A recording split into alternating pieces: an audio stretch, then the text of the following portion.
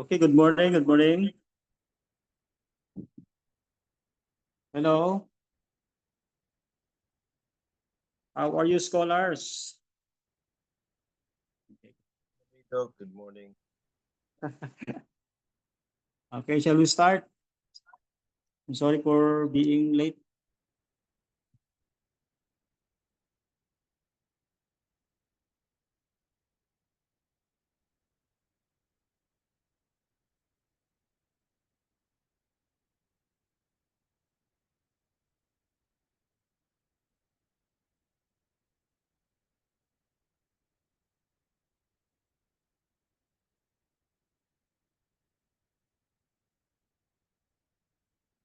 May I request Sir Schwarzenegger to lead an opening prayer?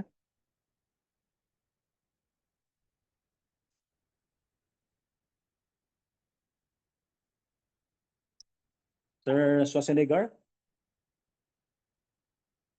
Sir Aringo? Hello po, nasa toilet po ako. Let's pray po. Father God in heaven, Lord, as we start our class, may you be with us in our lesson today with our professor. We're going to discuss our lesson. May you give us knowledge and wisdom from above. Help us to understand under the guidance and impulse of the Holy Spirit. Thank you so much for this beautiful day. May you bless each one of us, O Lord, and you remind our classmates to come as well. Thank you so much for the blessing in Jesus' name. Okay, thank you so much for the prayer, Sir Aringo. And this morning, we'd like to cover module number 3. It's all about Christology, advanced exploration. In this module, we are going to discuss the historical development of Christological doctrines like Chalcedon and beyond, contemporary Christological debates, kenotic theology, liberation Christologies. Number 3, the significance of the incarnation for ministry and human identity. Number 4, the work of Christ upon men, theories in historical and contemporary perspective. And number 5, Christ as Lord and Savior in diverse cultural contexts. One of the most interesting topics here in advanced hermeneutics is about the Christology. No, in Christianity, Christology is a branch of theology that concerns Jesus. Meaning to say, Christology is a study about Christ. Oh, yes, the Messiah.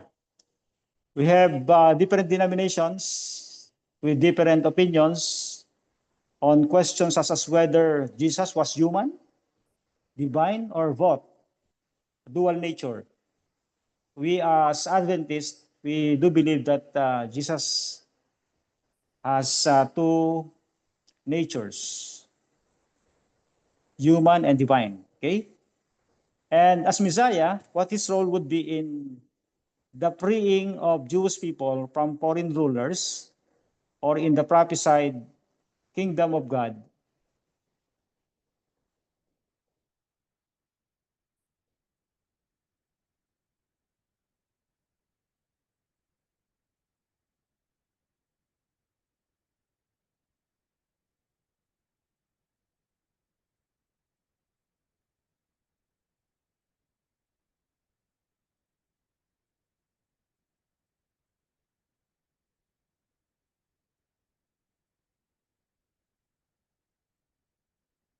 And in the salvation from what would otherwise be the consequences of sin. The earliest Christian writings gave several titles to Jesus, such as Son of Man, anak ng tao, Son of God, or anak ng Diyos, Messiah, Messiah meaning the anointed one, and Kyrios, Kyrios, which were all derived from Hebrew scripture. These terms centered around two opposing themes, namely Jesus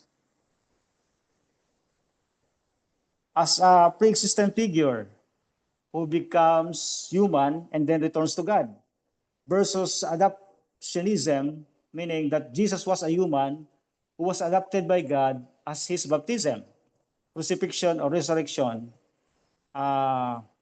just like the belief of the Iglesia ni Cristo in the Philippines. No?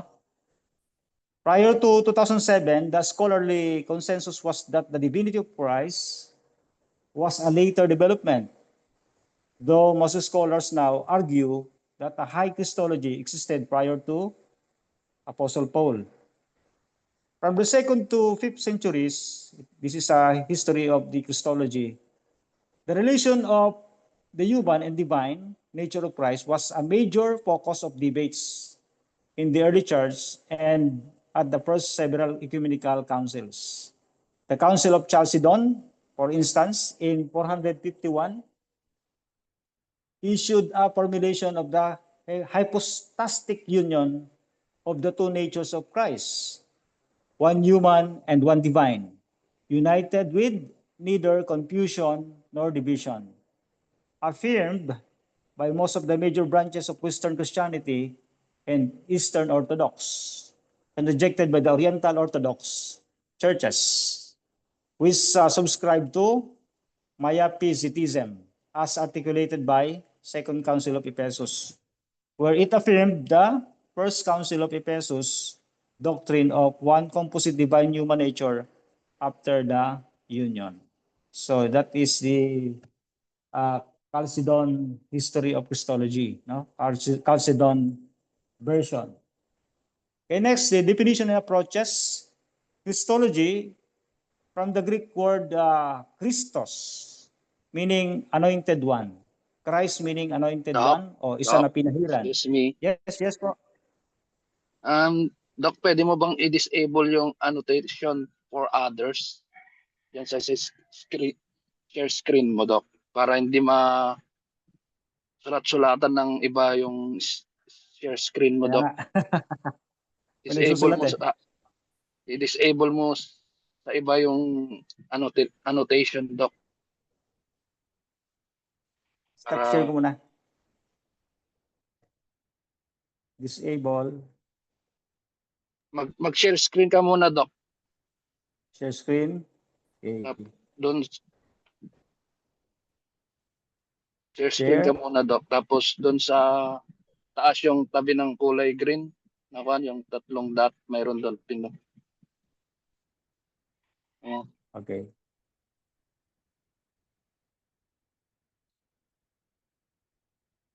Three dots. Okay.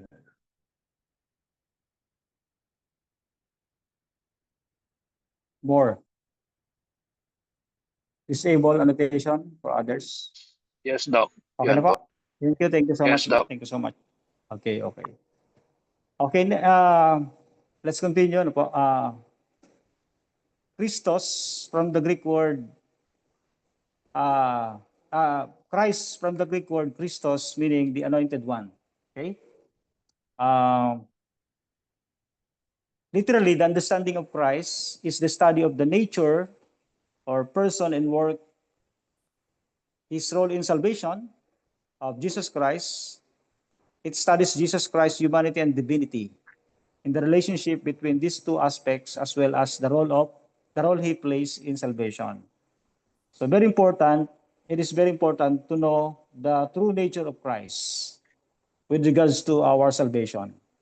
If we believe that Jesus Christ is only human, it is very difficult, no? We need to understand the other nature of Christ before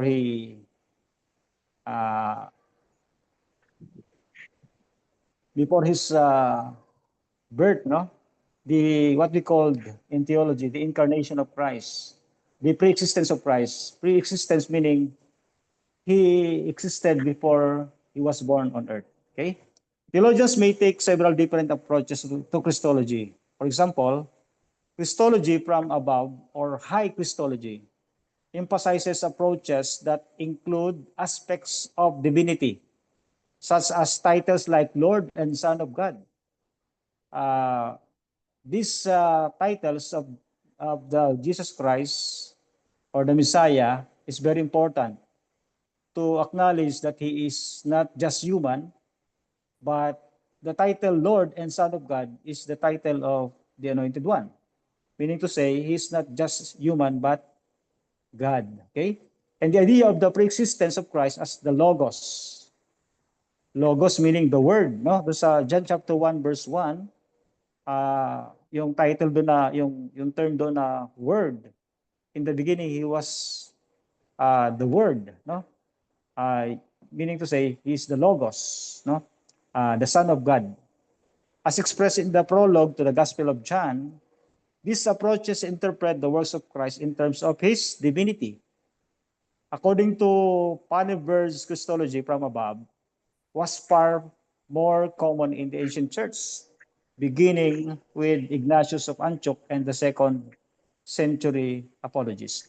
Okay, that is the history of Christology. Christology from below, or low Christology, takes as its starting point the human aspects and the ministry of Jesus Christ, including the miracles, parables, etc., and moves toward his divinity and the mystery of incarnation. Some group of people believe that Christ began his ministry here on earth and then going to heaven. But others believe that Christ came from heaven, going down to this earth, and he continued his ministry to save humanity. Okay, the person of Christ. Let's continue our discussion. Okay, fundamental Christological teaching describes Jesus Christ as possessing two natures. Tinatawag natin what we call the dual nature of Christ, human and divine. Have emerged regarding the unity of these natures. According to post-Chalcedonian definitions, the human and divine natures of Jesus Christ apparently prosopic form of duality, no? As they coexist within one person, hypostasis, in the Oriental Orthodox paradigm, these two natures unite to create one composite nature that is fully human and fully divine. So we do believe that Christ, the Anointed One, has two nature, 100% human, 100% divine. So there are no direct discussions in the New Testament regarding the dual nature of Christ as both divine and human. And since the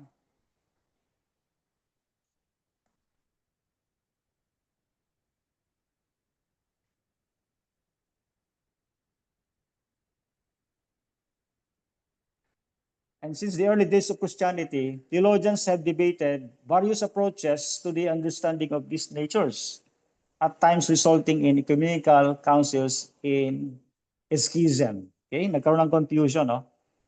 There was a confusion about the nature of Christ. Sabi ng iba, paano magiging tao yung Diyos? Paano magiging Diyos yung may laman at dugo? Yan. They don't understand the plan of salvation, that Christ will come as human so that he can save people, no? We need the human flesh and blood for the Messiah to accomplish his mission to save humanity from sin. So that's the reason behind the incarnation, no? God became flesh, no? So we have monophysitism, monophysite controversy that was happened in 3rd to 8th centuries after the union of the divine and the human in the historical incarnation, pagkakatawang tao ni Christ. Now, Jesus Christ had only a single nature.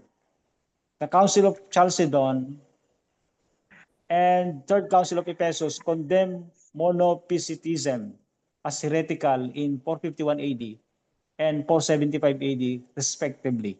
Okay? So monophysitism, meaning to say a single nature. Okay? Then the Miaphysitism. In Oriental Orthodox churches, In the person of Jesus Christ, divine nature and human nature are united in compound nature. No? Tinawag nila na physis. No? So, Maya-Physitism. The next one is Diophysitism.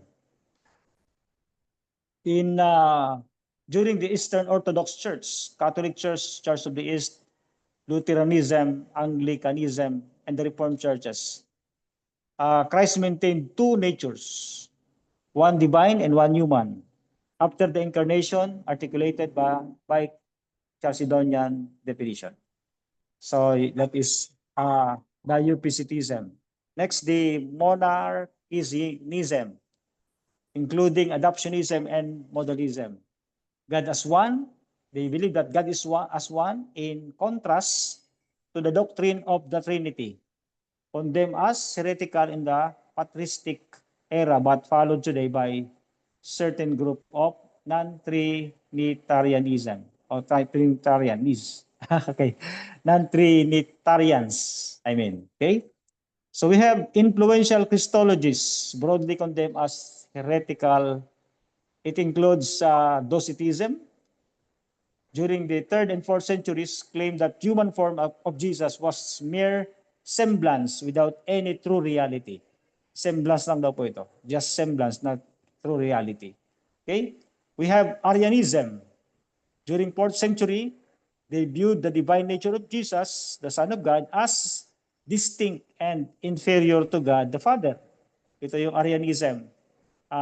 The Iglesia ni Cristo adopted this kind of view, Arianism, no? They believe that the divine nature of Jesus, the Son of God, as distinct and inferior to God the Father. No. Yung Jehovah's Witnesses, they believe that Jesus Christ inferior to the Father by having a beginning and time. May pinagmulan, no? Jesus as created being.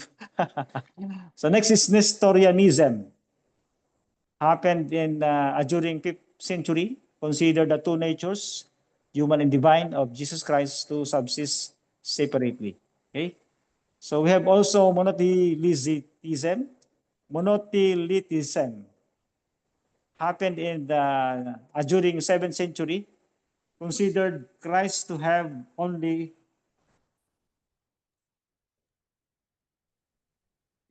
one will. Okay? So that is monothelitism. As councils were convened, some theological positions were rejected as heresies. Yet the acceptance of these councils remains partial. Notably, certain Christological views re-emerged in later centuries, such as the beliefs of Jehovah's Witnesses, which reflect elements of Arianism. Oh, that's right, no? Jehovah's Witnesses adopted the Arian point of view of Christ, of Christology.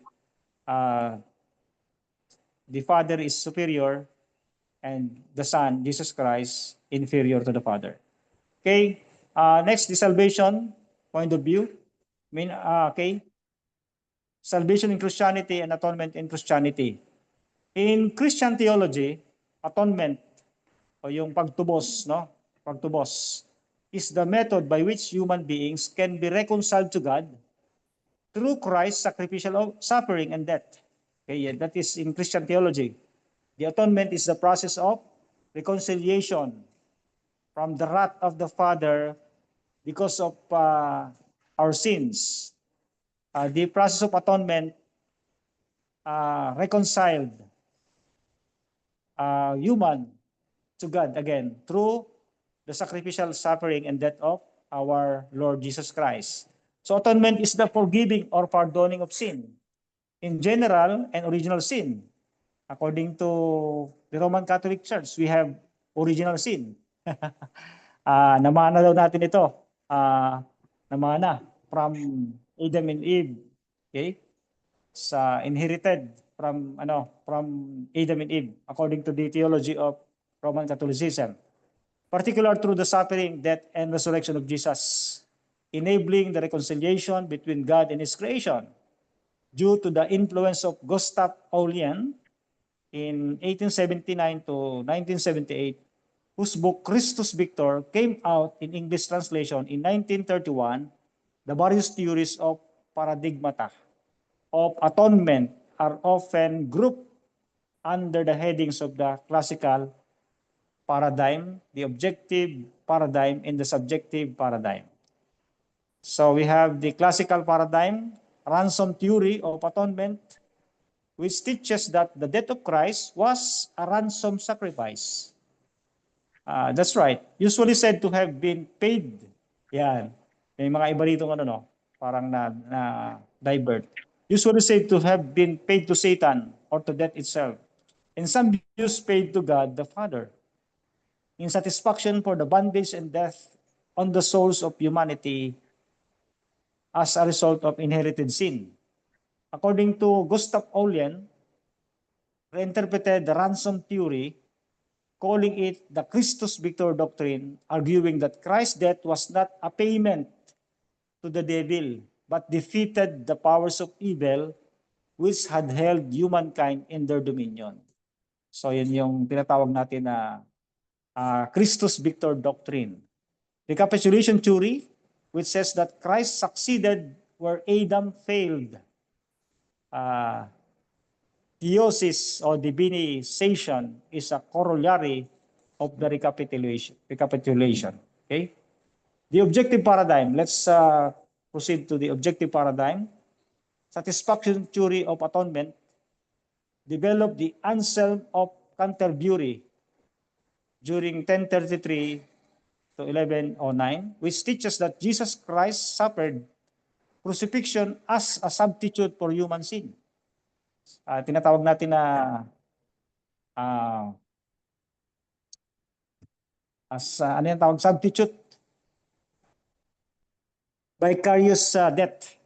Instead na the sinner will die for his sin, Christ inako ni Christ, no? So that is vicarious death. Vicarious death, which teaches that Jesus Christ suffered crucifixion as a substitute for human sin, satisfying God just wrath against humankind's transgression due to Christ's infinite merit. So the death of Christ reconciled us to the Father again. So dito tinatawag natin na ano tawag doon? Reconciliation process. Okay? So penal substitution, also called forensic theory, parang sa ano to, no? Parang sa study about sa police matters, no? Forensic theory and vicarious punishment, meaning to say vicarious inako, no? Inako. Hindi kayo nagkasala pero ikaw yung mamamatay. So that is vicarious punishment. So tayo ang nagkasala, si Christ ang namatay para sa atin. That is vicarious punishment, vicarious death, which was a development by the reformers of Anselm satisfaction theory. Instead of considering sin as an effort or affront to God's honor, it sees sin as the breaking of God's moral law. That's right, no? Yung sin is the breaking of the moral law, according to 1 John 3:4. Okay, penal substitution sees sinful man as being subject to God's wrath, with the essence of Jesus' saving work being his substitution in the sinner's place, bearing the curse in the place of men. That is vicarious death or vicarious punishment. So, governmental theory of atonement, which views God as both the loving creator and moral governor of the universe. That is governmental theory of atonement. God as both the loving creator and moral governor of the universe. So let's proceed to the subject paradigm. Moral influence theory of atonement, developed or most notably propagated by Abelard during 1079 to 1142, who argued that Jesus died as the demonstration of God's love. May basis po ito, no? We have basis here in John 3:16 and Romans 5:8. No? Demonstration which can change the hearts and minds of the sinners, turning back to God. We have moral example theory developed by Faustus Socenus during 1539 to 1604 in his work, the Jesu Cristo Salvatore, 1578. Okay, who rejected the idea of vicarious satisfaction. According to Socenus, Jesus' death offers humanity a perfect example of self-sacrificial dedication to God. Other theories are the embracement theory and the shared atonement theory. So let's continue and proceed to the early Christologies.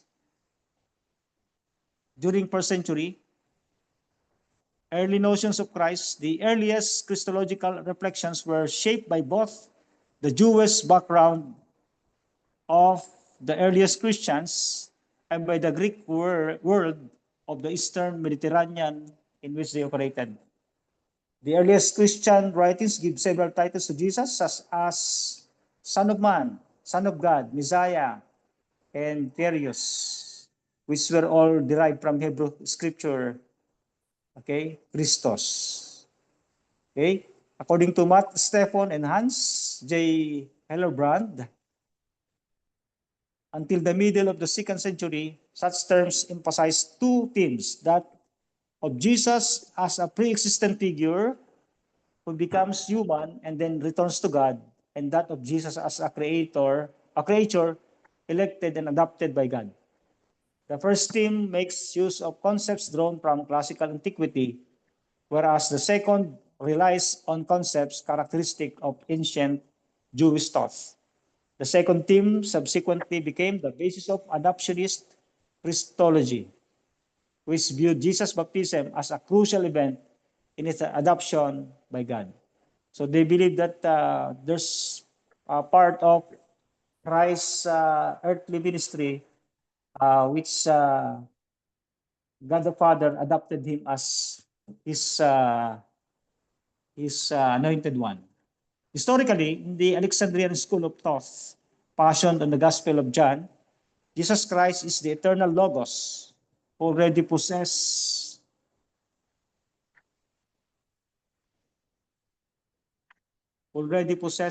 unity with the Father before the act of incarnation. In contrast, the Antiochian school viewed Christ as a single, unified human person apart from his relationship to the divine. So we have different views about the nature of Christ. No, let's continue to discuss the pre-existence of Christ. Okay, the notion of pre-existence is deeply rooted in Jewish thought and can be found in apocalyptic thought and among the rabbis of Paul's time. But Paul was most influenced by Jewish Hellenistic wisdom literature, where wisdom is extolled as something existing before the world and already working in creation. According to Whitney Renton, Paul subscribed to the Christological notion that Christ existed prior to taking on human flesh. That is the word, that is the reason we derive the word pre-existence. He existed before he became human, no? Meaning to say pre-existence. Okay.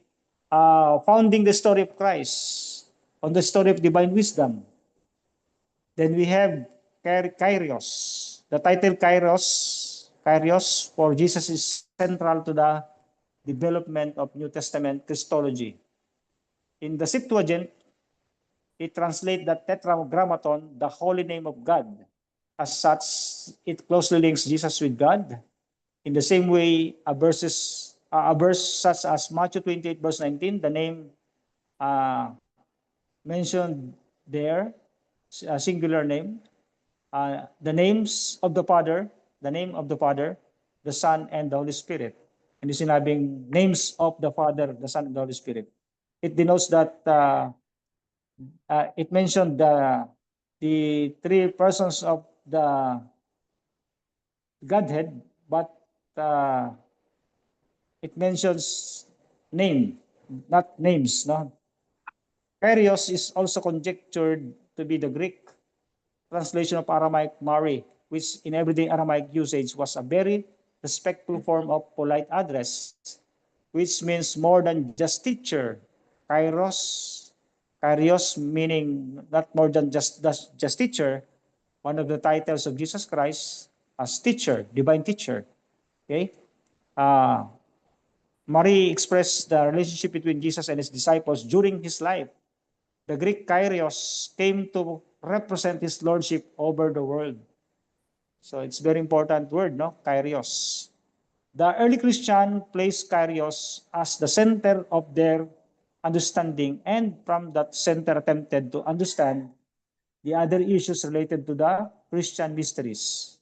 The question of the deity or deity of Christ in the New Testament is inherently related to the Kyrios title of Jesus used in the early Christian writings. It is implication for the absolute lordship of Jesus. In early Christian belief that the concept of Kyrios included the preexistence of Christ, for they believe in Christ is one with God. He must have been united with God from the very beginning. That's our point of view as Adventists. No? Pre-existence of Christ.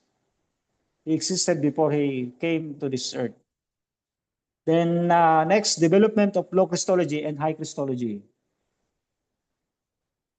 Our focus of discussion here is the exaltation of Jesus.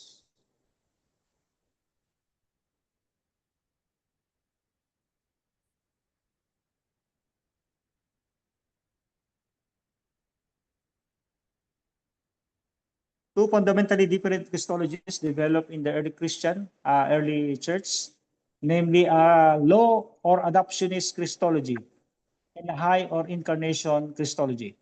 The chronology of the development of these early Christologies is a matter of debate within contemporary scholarship. There is no consensus on the continuity or discontinuity of early Jesus and post-Esther Christology. So we have two conflicting ideas here or belief about different Christologies in early church. We have low or adoptionist Christology and a high or incarnation Christology.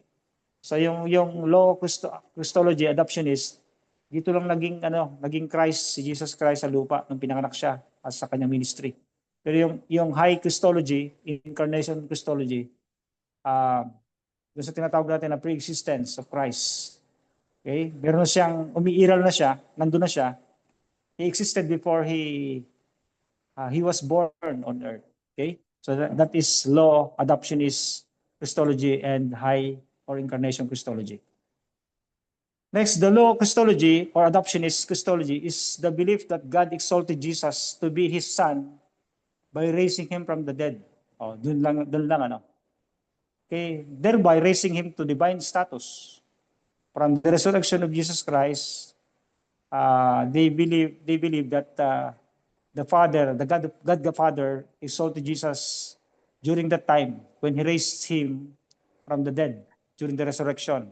According to the evolutionary model or evolutionary theories, the Christological understanding of Jesus developed over time, as witnessed in the Gospels, with the earliest Christian believing that Jesus was a human who was exalted or else adopted as son, God, our God's son.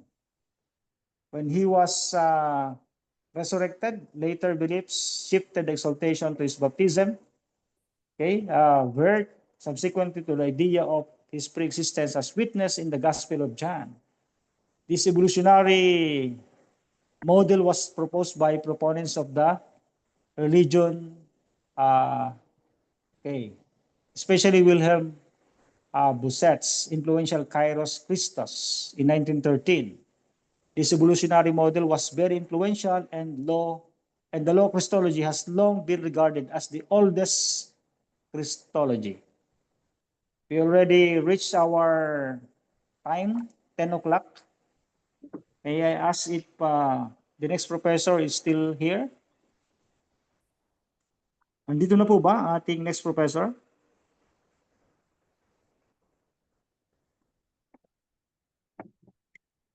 Di po yata Hello? makaka-attend si Doc Jerry.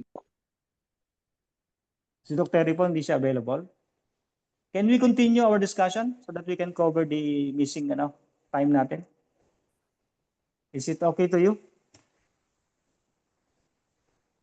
Okay, let's continue. Problem, Doc. Okay, the other, yes. Let's continue. Okay, let's continue our discussion. The other early Christology is the high Christology, which is the view that Jesus was a pre-existent divine being who became a human. Dati siyang may kalagayan kasama ng Ama, united with the Father in heaven before He came to this earth to take the human flesh so that God will accomplish the plan of salvation, that Christ will die on the cross for the reconciliation process of sinner going back to God. Okay, did the Father's will on earth and then was taken back up into heaven whence He had originally come, and from where He appeared on earth, according to Boset. This high Christology developed at the time of Paul's writing under the influence of Gentile Christians who brought their pagan Hellenistic tradition to the early Christian communities, introducing divine honors to Jesus. According to Cassie and Dunn, this high Christology developed after the time of Paul at the end of the first century when the Gospel of John was written. Since the 1970s, these late datings for the development of a high Christology have been contested, and a majority of scholars argue that this high Christology existed already before the writings of Paul. According to the new religions, okay, medyo mahirap i-pronounce tong word na to, no? Or the early high Christology club, which includes Martin Hengel, Larry Hurtado, N.T. Wright, and Richard Bauckham. This incarnation Christology or high Christology did not evolve over a longer time, but was a big bang. Parang big bang theory, no? Parang lumabas lang siya, sumabog lang. Or ideas which were already present at the start of Christianity and took further shape in the first decades of the church as witnessed in the writings of Paul. So we have many point of views, debates with regards to this high and low Christologies, no? So there is controversy regarding whether Jesus himself claimed to be divine. In Honest to God, during 1963, then Bishop of Woolwich, John A.T. Robinson, questioned the idea. John Hick, writing in 1993, mentioned changes in New Testament studies, citing broad agreement that the scholars do not today support the view that Jesus claimed to be God, quoting as examples Michael Ramsey in 1980, C.F.D. Moule, 1977, James Dunn, 1980, Brian Ramsey in 1980, Brian Hebelthwaite, 1985, and David Brown in 1985. Larry Hurtado, who argues that the followers of Jesus within a view or a very short period develop an exceedingly high level of devotional reverence to Jesus.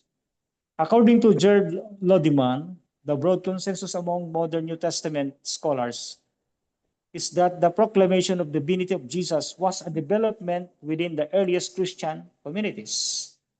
N.T. Wright points out that arguments over the claims of Jesus regarding divinity have been passed over by more recent scholarship, which sees as more complex understanding of the idea of God in first century Judaism. So marami talagang mga beliefs during earliest time, ancient times, about the nature of Christ, no? So yung talagang kalagayan niya, yung claim ni Jesus Christ as divine and as human, supported by the Bible, but maraming mga group of believers na hindi naman nila ina-adapt. Maraming mga Bible scholars na nagdidebate sila, no, about this different conflicting point of views. Okay? New Testament writing, study of the various mythologies of the apostolic age is based on early Christian documents.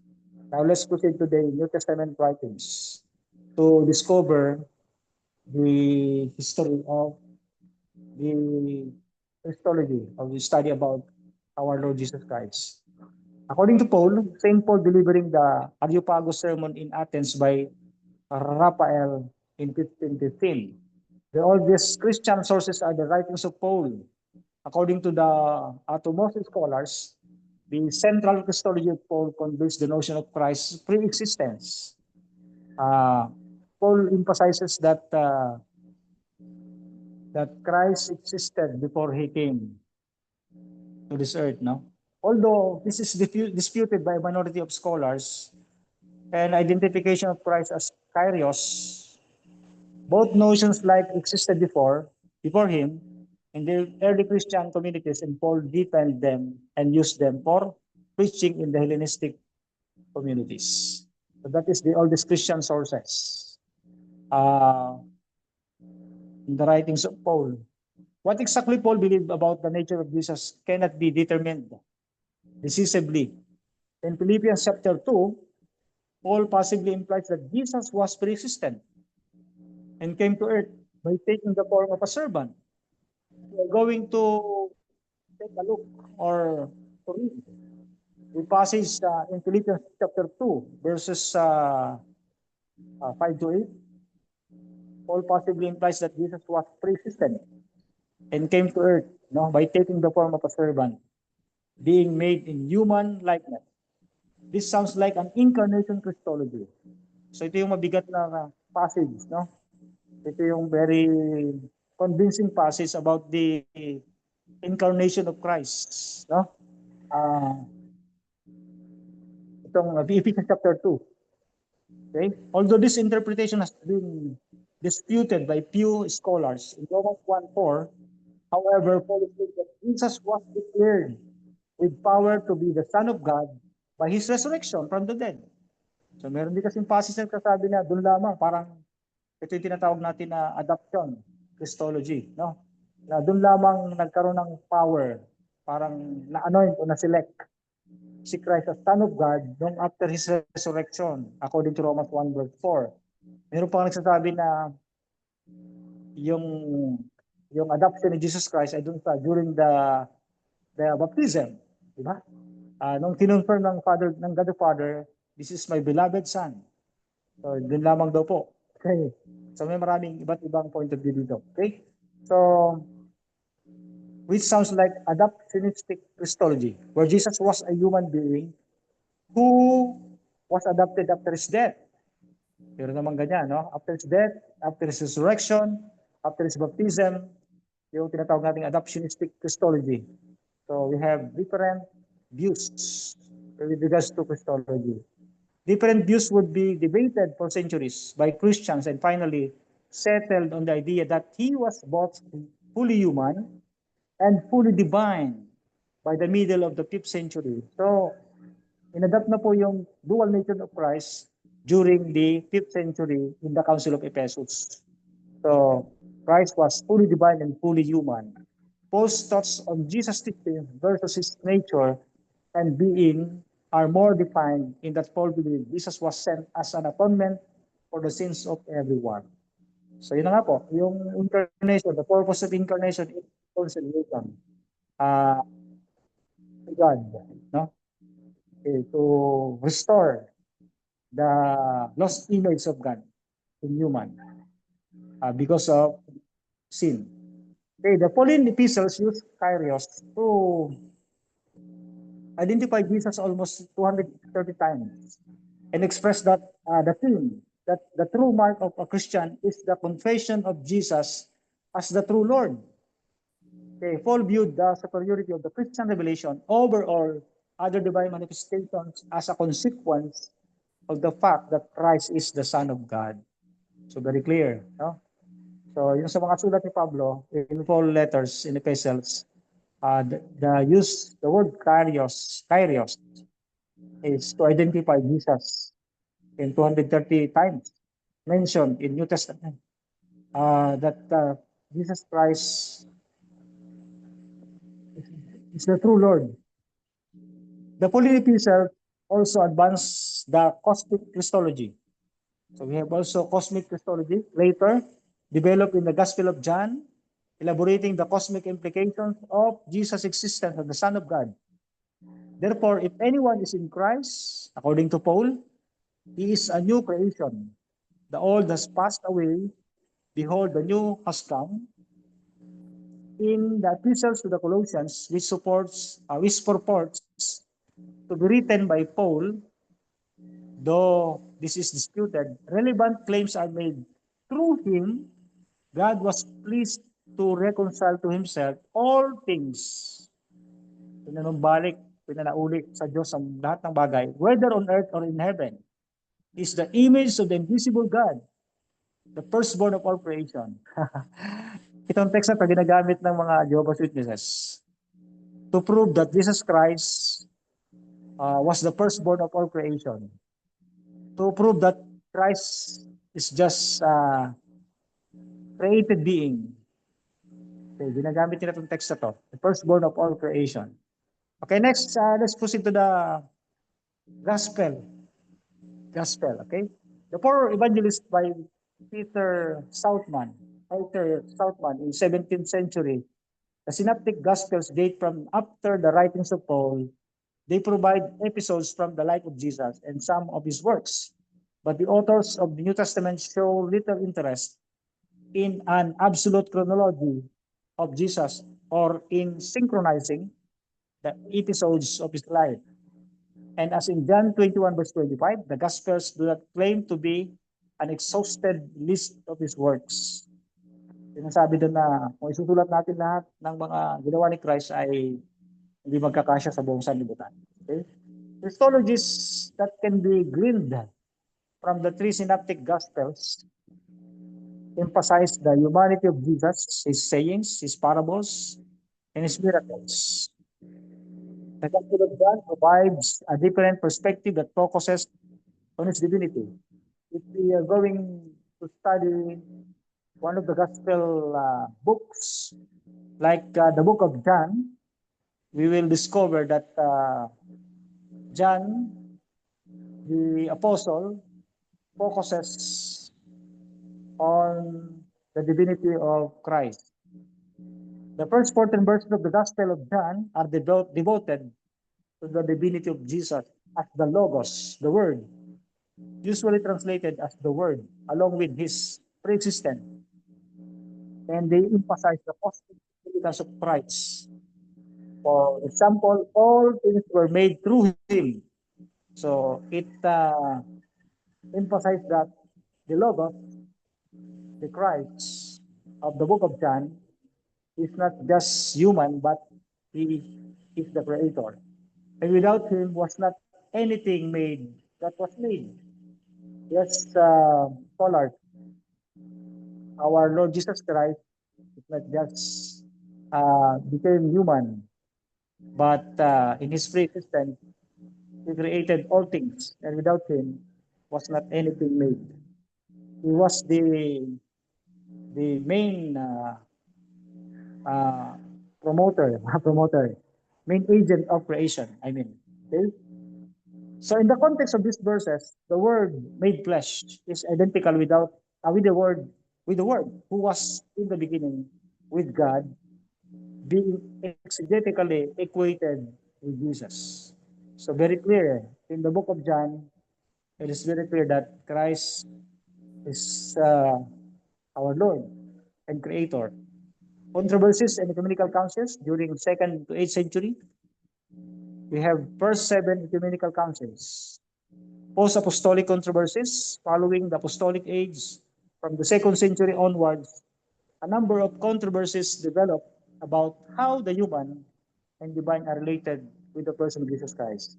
So pinagtatalunan nila rito, paano daw i-reconcile na ang isang Diyos ay magiging tao?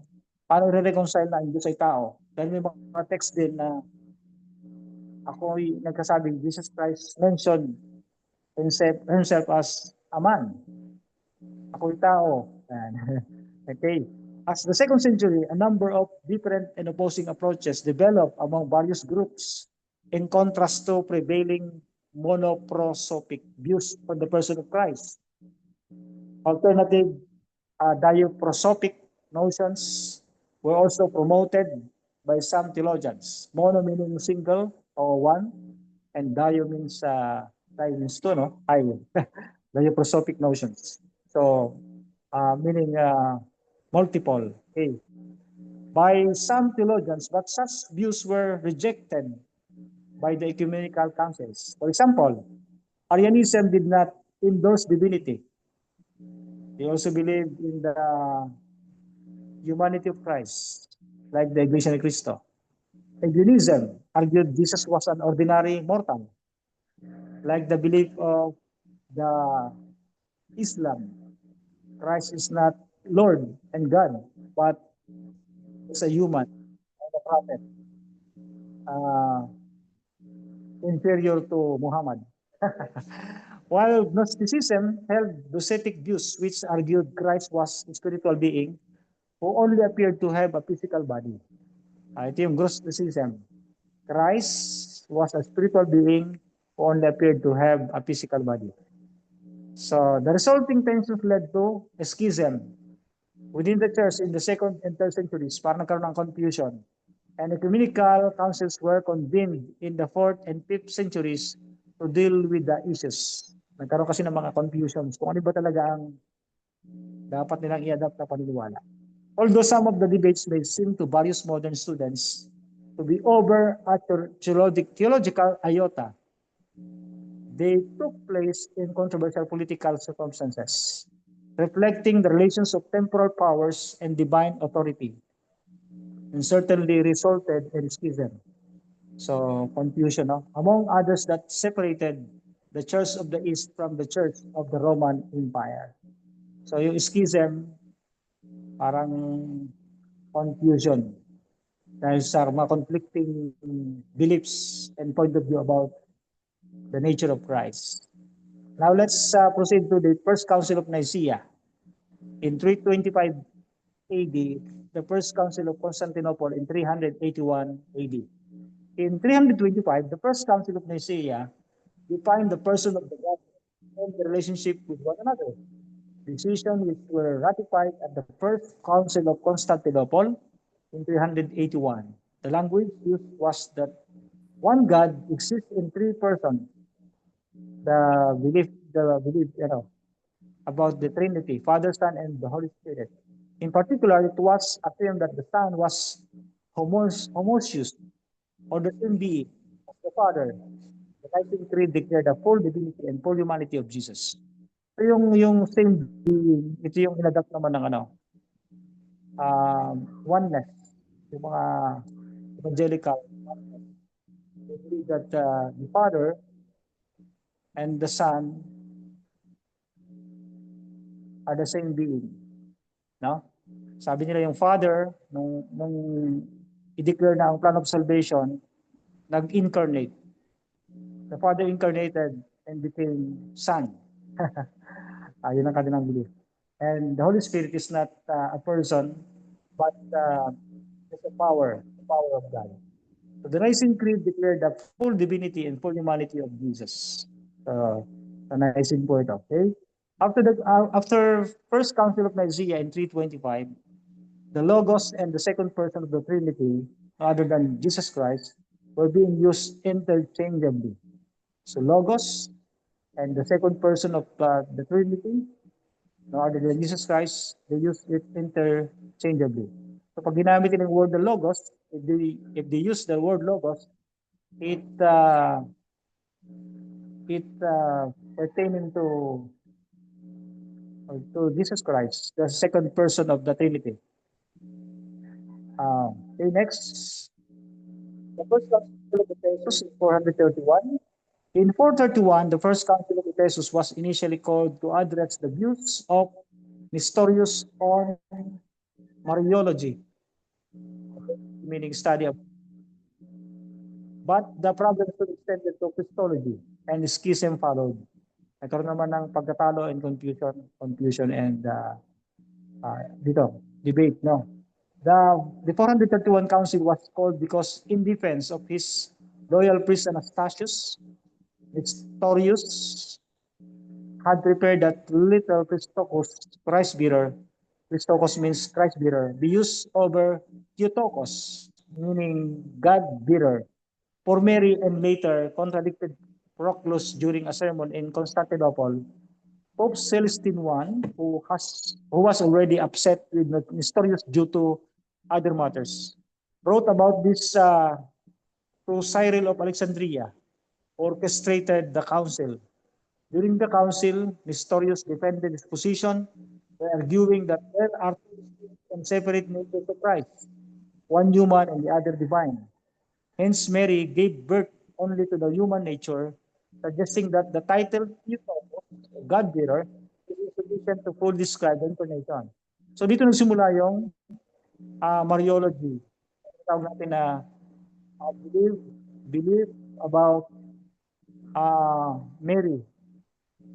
Yung tinatawag natin na Theotokos. Yung Roman Catholic Church, adapt nila ito. The Roman Catholic Church adopted this theology because Mary, the mother of Jesus Christ, was bore Christ, in her bosom. So they protested that we have to adopt or accept Mary as Theotokos o God-bearer, nagdalang Diyos.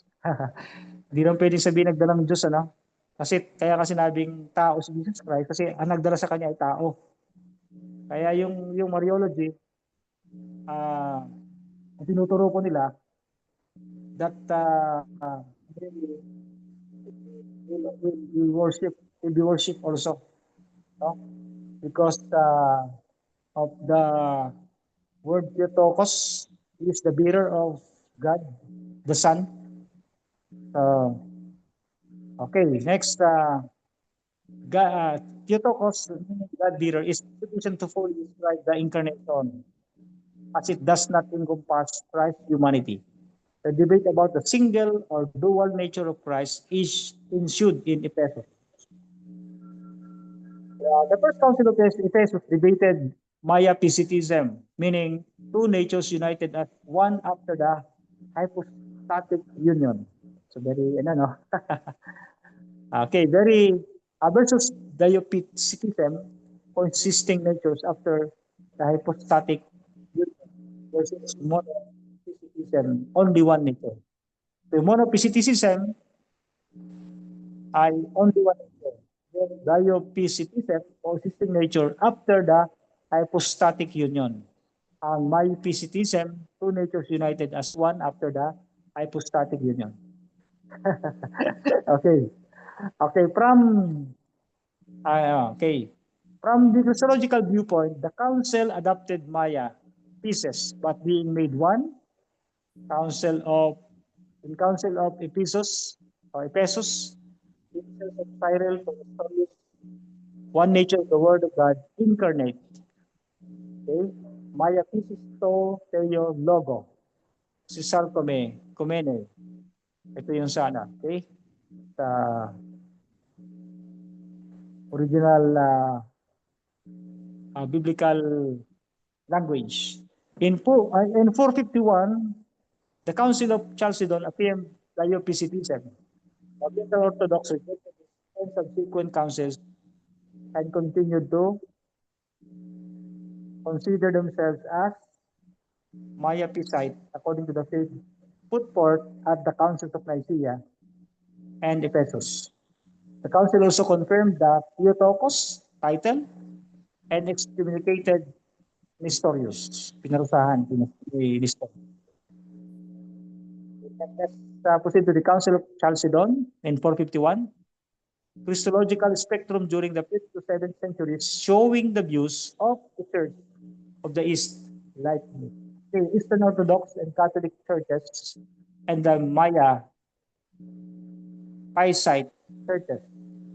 The 451 Council of Chalcedon was highly influential and marked a key turning point in the Christological debates.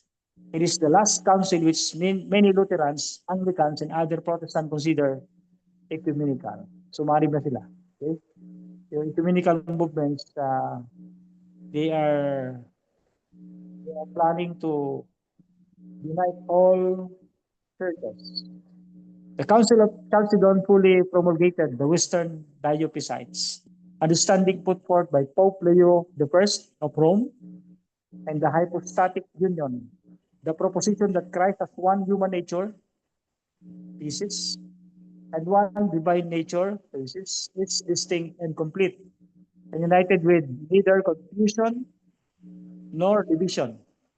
The branches of Western Christianity, like Roman Catholicism, Anglicanism, Lutheranism, and Reform, Church of the East, Eastern Catholicism, and Eastern Orthodoxy subscribe to the Chalcedonian Christological formulation, while Oriental Orthodoxy in Antioch, Alexandria, Ethiopia, Eritrea, and Armenia reject it. So tinanggihan nila. Okay? Although the Chalcedonian Creed did not put an end to all Christological debate, it did not clarify the terms used and became a point of reference for many future Christologists. But it also broke apart the Church of the Eastern Roman Empire in the 5th century and unquestionably established the primacy of Rome in the East over those who accepted the Council of Chalcedon. This was reaffirmed in 519 when the Eastern Chalcedonians accepted the formula of Hormisdas, anathematizing all of their own Eastern Chalcedonian hierarchy, who died out of communion with Rome from 482 to 519. Okay, that's during the time. And then let's continue to 5th, 7th Ecumenical Council, 553, 681 to 787. The Second Council of Constantinople in 553 interpreted the decrees of Chalcedon and further explained the relationship of the two natures of Jesus. It also condemned the alleged teaching of Origen on the pre-existence of the soul and other topics. The Third Council of Constantinople in 681 declared that Christ has two wills of his two natures, human and divine, contrary to the teachings of the Monothelites, with the divine will having precedence, leading and guiding the human will. The Second Council of Nicaea was called under the Empress Regent Irene of Athens in 787. It affirmed that the veneration of icons, while forbidding the worship, it is often referred to as the triumph of orthodoxy. Then in 9th to 11th century, wala na. So wala na po itong ating tapos na. Okay, that's all. Okay, meron pa pala itong next Franciscan piety of the 12th and 13th centuries led to popular Christology. Systematic approaches by theologians such as Thomas Aquinas are called scholastic theology. So we have also called the scholastic theology led by Thomas Aquinas. In the 13th century, Thomas Aquinas provided the first systematic Christology that consistently resolved a number of the existing issues. In his Christology from above, Aquinas also championed the principle of perfection of Christ's human attributes. The Middle Ages also witnessed the emergence of the tender image of Jesus as a friend and a living source of comfort, rather than just the Theos image. And then the Reformation age, in Article 10 of the Belgian Constitution, constitutional standard of the Reformed Orthodoxy regarding the deity of Christ, the article relies on the eternal generation of the Son and the eternal divine nature of Christ as Creator. So I will send this material to our GC so that you can read. Okay. Medyo mahirap tandaan itong mga dates and names dito na involved sa history po ng Christology. We believe that Jesus Christ, according to his divine nature, is the only begotten Son of God, begotten from eternity, not made nor created, for then he should be a creature. but co-essential and co-eternal with the Father. The express image of his person and the brightness of his glory, according to Hebrews chapter 1, verse 3. So maganda tong point of view na to, no? So co-equal, co-eternal, co-essential. Si Jesus Christ ay co-equal, co-eternal with the Father. And he is the expression of the image of God, the imago Dei. Expression of the image of God in his person and the brightness of his glory, according to Hebrews 1 verse 3. Equal unto him in all things. He is the Son of God, not only from the time that he assumed our nature, but from all eternity. So, yung pre-existence, no? As these testimonies, when compared together, this as Moses says that God created the world, and John said that all things were made by that word. Okay, ang Diyos ang lumalang ng lahat ng bagay, at nilalang naman ng anak ng Diyos ang lahat ng bagay sa mundong ito. Which he calls God, and the apostle says that God made the worlds by his Son. Okay, so he is the main agent in Hebrews chapter 1 verse 2. Likewise, that God created all things by Jesus Christ. Ephesians 3 verse 9. Therefore, it must needs follow that he is called God. The Word, the Son, and Jesus Christ did exist at the time when all things were created by him. Therefore, the prophet Micah says, his going forth has been from the old, from everlasting. So very clear ang sinabi ni Micah, prophet Micah. Anong sabi niya? His going forth have been from old. Ang kanyang pinagmulan ay mula pa ng una at mula sa walang hanggan. So ang tinutukoy dito yung baby na ipapanganak ay galing sa walang hanggan, walang pasimula. Okay? And the apostle, he has neither beginning of days nor end of life. He therefore is the true, eternal, and almighty God whom we invoke, worship, and serve. John Calvin maintained there was no human element in the person of Jesus Christ which could be separated from the person of the Word. Calvin also emphasized the importance of the work of Christ in an attempt at understanding the person of Christ and cautioned against ignoring the works of Jesus during his ministry. So that was the emphasis of John Calvin, one of our reformers, no? The persons of Christ which could be separated from the person of the Word. Okay? No human element can separate. Okay? Next, modern developments. We have liberal Protestant theology.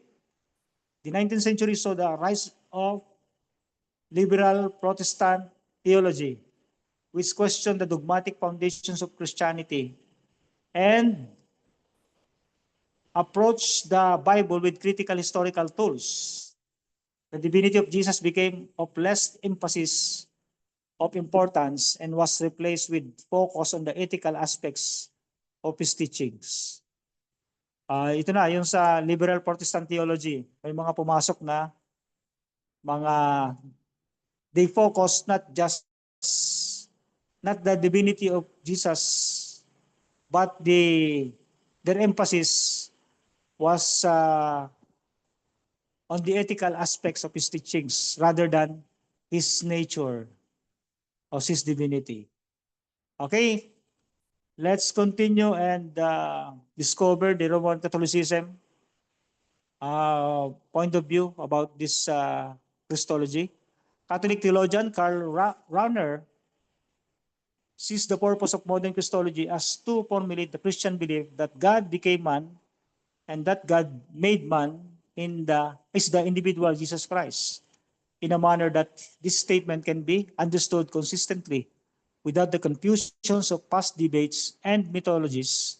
Rahner pointed out the coincidence between the person of Christ and the Word of God, referring to Mark 8:38 and Luke 9:26, which state how whoever is ashamed of the words of Jesus is ashamed of the Lord himself.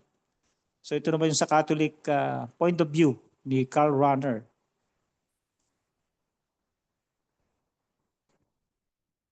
Hans von Balthasar argued that the union of the human and divine natures of Christ was achieved not by the absorption of human attributes, but by their assumption.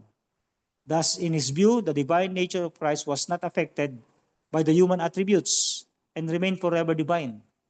The same distinction is recorded in the Second Vatican Council's Pastoral Constitution, Gaudium. In him, human nature was assumed, not absorbed. Inassume lang daw po at hindi ito inabsorb. So Pope Francis in his 2024 encyclical letter, Dilexit Nos refers to the divinity and plenary humanity. Okay, dyan muna po tayo. Do you have any reflection or additional information about this matter? 10:37 a.m. Rolly here. Parang hindi naka-full. Parang okay po ba nababasa nyo? Naka-full screen ba sa ano nyo? Sa cellphone nyo? Yung material natin? Do you have any reflection or takeaway about Yes, this topic? Christology? Yes, Doc. Rolly here. Can you hear? Yes, Doc Rolly. Go ahead, Doc Rolly. I've been reflecting for more than an hour now about the differences of the positions of the theologians and scholars about Christology. And based on my initial research, there are lots of factors that affect that cause differences among them. It can be hermeneutical, theological, epistemological. There's a lot. Even their preponderance of evidence or lack of evidence. There is just a lot of factors. Now, I'm not in the position to settle all these differences in a qualitative research such as this kind, which is not quantifiable by numbers, or it's not to be quantified by statistics.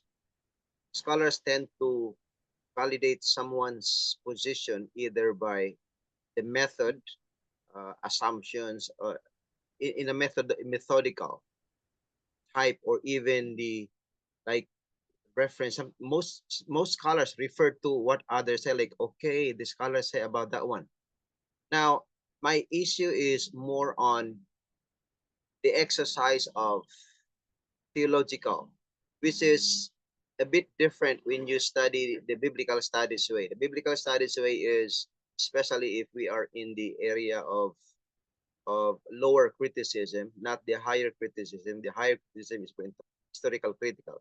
The lower criticism values the primacy of the text as its face value based on the available resources that is seen, rather than presuming. And that method is different from theological, but for the sake of theological exercise, without granting or believing this belief, that example, let's have a theological exercise so we can extend our brain without being stigmatized. Like if Mary, if Jesus is both human and divine, as what the Bible claims, and it is what we believe as SDAs. Now, is it safe to say that Mary also, okay, this is just for all of us to think, is it safe to say also that Mary is a bearer of both human and divine? And if it is in Tagalog, si Mary hindi lang nagdadalang tao, siya ay nagdadalawang Diyos at nagdadalawang tao. Dahil ang dala niyang tao ay nagiging, nang lumabas ay talagang Diyos at tao. So I hope Diyos Gerald, yan. right? And yeah, so how do you process that in our brain, in our mind, theologically? Okay, this is a theological exercise. Would we even like claim that in front of other people? Because the implication would be disastrous if we are not careful. For example, oh, that is why the Catholic is correct when they say that Mary is the mother of God, because the one inside her womb is both God and human. Yeah, Human. something like that.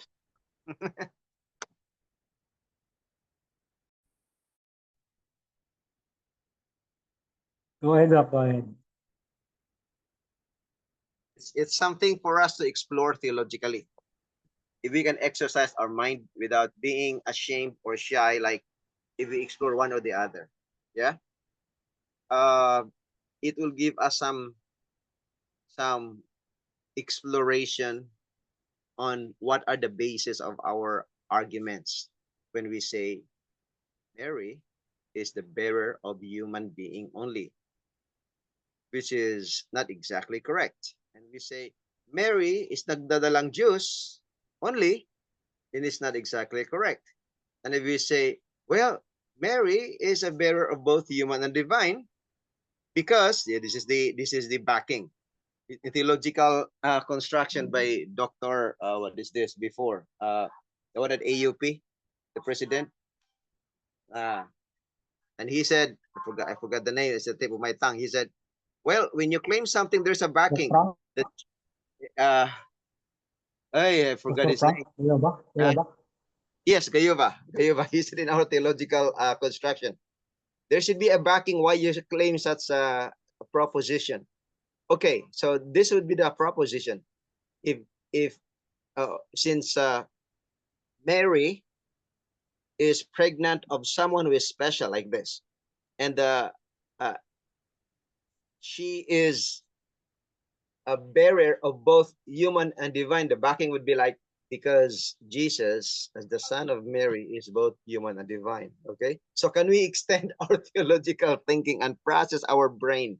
Usually in theology, it's more of logic, philosophy, which is different from the biblical studies area. In the biblical studies area, we also use logic and philosophy, but they should not overrule the hermeneutical principle of what is the evidence. If the evidence says this one, even if it is contradictory, we are not to harmonize it, then leave it to the theologians to harmonize. That is what a biblical scholar does.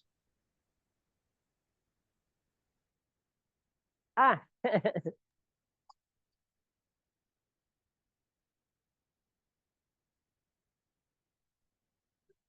I forgot. Think Up. really has something to extend exercising theologically, Doc Arnel. Go, let's go. Maybe You we done, can Doc? mute. You can mute Willie first. Doc Arnel, you can mute Willie.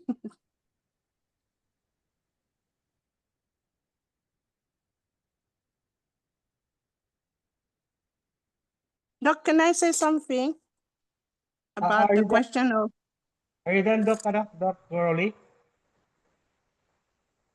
Thank you so much, Doc Rowley, for sharing your insight. Yes, Ma'am Geraldine, go ahead. Okay, thank you. I I found like I had many reflection while listening, and then one is like I could as a mother I could just imagine the scene in heaven um when God um and Jesus Christ were decided to create heaven, create the earth and create human being. It could have been like a child, asking for his father for a toy or something. And the father would say, okay, you can have it. But the good thing is saying, Daddy, I will take responsibility for everything that happens. So, because often we question who is the one who created the world? Is it God Himself or Jesus or like that? But of course, the Bible is show us clearly that Jesus, it was one of the main actor of creation, and he took responsibility for whatever will happen to this world if his project didn't work out. And this is very interesting and comforting to know that the one who created us, he did not only created us, but he took responsibility for everything. And that's why he came to give his life for us. Now, I found really interesting also the reflection of Doc Rowley. And yes, it's true. Actually, because me, I'm not so much. I grew up, of course, in a country where Catholicism is the main religion, but because we're born in an Adventist, I just know much from my grandmother, how she experienced Catholicism. But in terms of asking for Mary, it is true as scholar, we need to know why we will say that Mary is should not be an object of worship, because I am working in the Catholic Church, and they pray to Mary. Although it's good that in the morning assembly, we never pray directly to Mary. We always pray to God. And that is a good thing. But of course, the presence of Mary is there. So, yes, I can agree that Oo, sakto gid ba? um, Dili hapo ba? I can.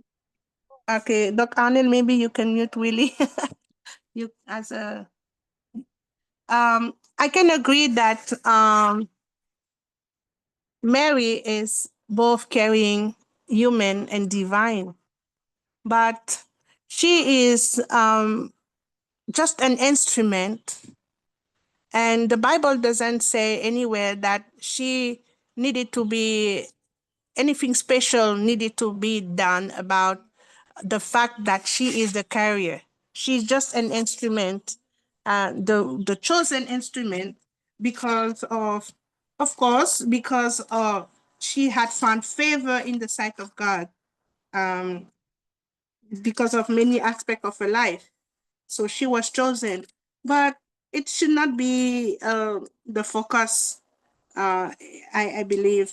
Then, if in the case of any argument, we can just say that she's just a vessel.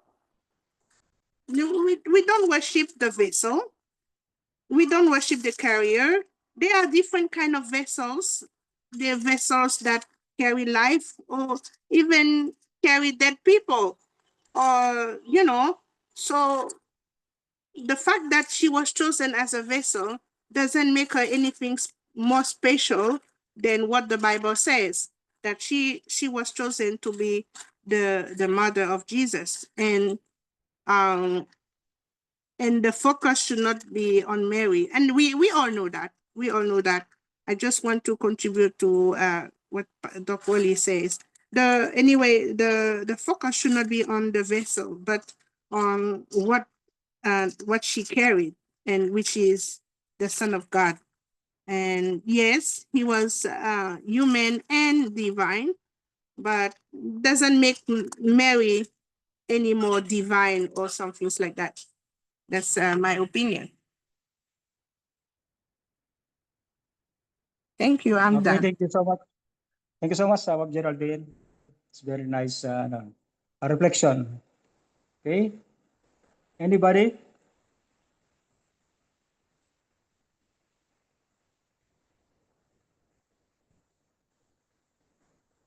Sino pang gusto mag-share sa ating take away your reflection about our topic module this morning?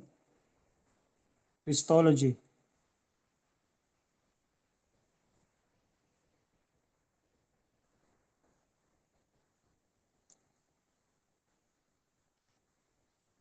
How about Ma'am Carmen? Okay ba ang signal niya, Ma'am Carmen?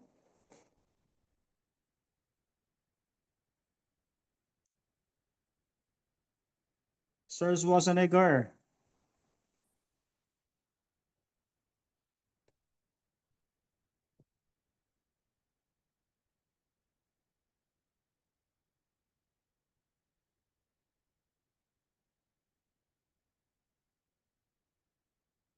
Mag-end po tayo ng 11 o'clock. Okay? Kung wala na po, ay mag-closing prayer na po tayo. We request Ma'am Janice Daniel to render a closing prayer. Okay, let us pray. Thank you Our so gracious, much. kind, and loving Heavenly Father, thank you so much for the lesson that we have learned from Doc Arnell. Thank you so much for the beautiful day, and thank you so much, oh God, for guiding us and keeping us, oh Lord. Thank you for answering our prayer. We ask this through Christ. In Jesus' name we pray. Amen. Okay. God bless po. God bless. Let's Thank wait you po, for the next Doc. professor. God bless po. Thank you, Ma'am Janice. Thank you, Ma'am Geraldine, Thank you Doc po. Rolly. And thank you for attending this class. God bless po. Thank you for the English, Doc. Welcome, welcome, Doc Geraldine. Ma'am Geraldine.